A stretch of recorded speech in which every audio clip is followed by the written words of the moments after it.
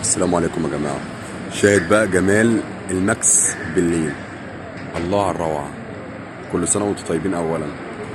بس بجد والله العظيم حاجة فوق الجمال، فوق الروعة. بصوا الجمال بتاعها بالليل الفجرية.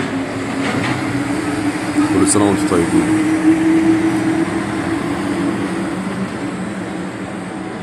طبعا الماكس ما كانتش كده، طبعا الماكس طبعا اتغيرت وتعدلت فيها حاجات كتير أوي، بس طبعا الأول كان أجمل بكتير،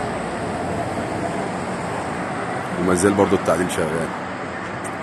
حتى الواحد نفسه والله ترجع ايام زمان تاني، واللمه الحلوه والناس الحلوه واجدادنا والناس اللي قبل اجدادنا يعني بجد والله العظيم، يعني الماكس دي فعلا كان ليها يعني ذكريات جميله قوي معايا انا شخصيا يعني.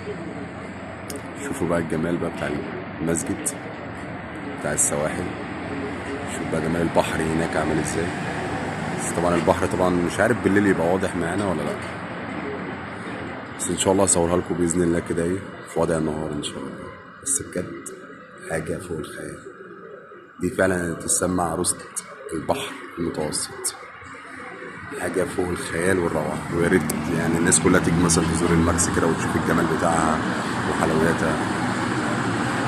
وانا بجد والله يعني عارفين انا مبسوط قوي بجد ان انا يعني شايف حاجه كده جميله في بلدنا، ويا رب كده الناس تيجي تحضرها تشوفها كده وتشوف رمضان فيها. بجد يعني حاجة فوق الخيال.